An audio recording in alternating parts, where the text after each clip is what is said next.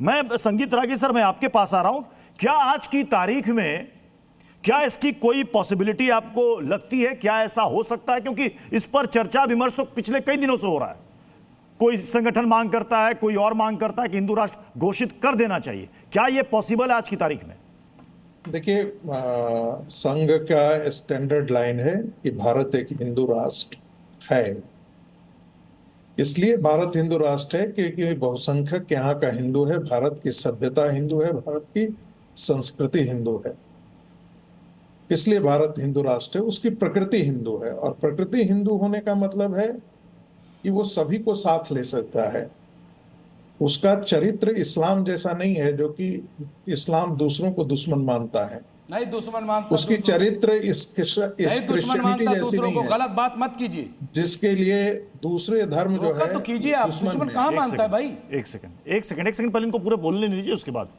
और ये सिर्फ मैं नहीं कह रहा हूं, स्वामी विवेकानंद ने कहा है कि इस्लाम और क्रिश्चियनिटी दो ऐसे धर्म हैं जिनके लिए बाकी धर्म दुश्मन हैं।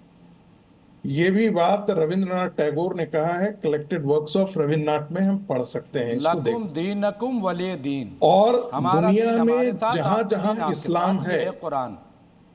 अरे भाई जब जरा सा इनको बंद कीजिए, नहीं तो मैं उठ करके चला जाऊंगा। दुनिया में जहां जहां इस्लाम है वहां वायलेंस है, और दूसरे धर्मों के प्रति कोई आदर नहीं है, सम्मान नहीं है, सह अस्तित्व नहीं है। दुनिया में जहां जहां इस्लाम है वहां पर वो इलाका जो है वो टेररिज्म का हब है, वहां टेररिस्ट पैदा होते हैं। सबसे महत्वपूर्ण बात है कि ये हिंदू राष्ट्र को बचाए रखने के लिए हिंदू राज्य घोषित करने की बात है। हिंदू राष्ट्र तो ये है ही।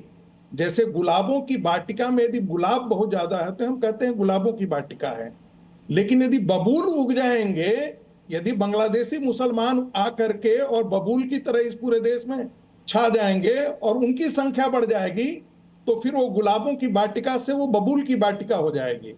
अफगानिस्तान बबूल की वाटिका बन गई, पाकिस्तान बबूल की वाटिका बन गई, बांग्लादेश बबूल की वाटिका बन गई।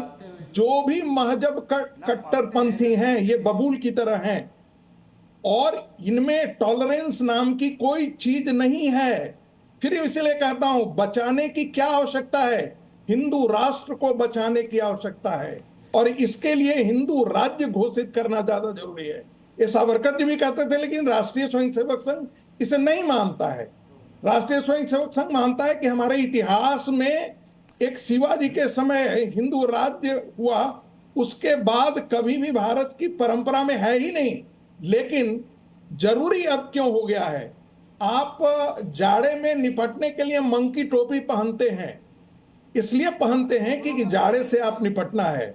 तो जो ये बबूल के पेड़ उग गए हैं भारत में, इनसे निपटने के लिए, ताकि वो लव जिहाद न करें, ये लैंड जिहाद न करें, ये इस देश को गजवाए हिंद न कर सके, इसके लिए जरूरी है कि भारत को हिंदू राज्य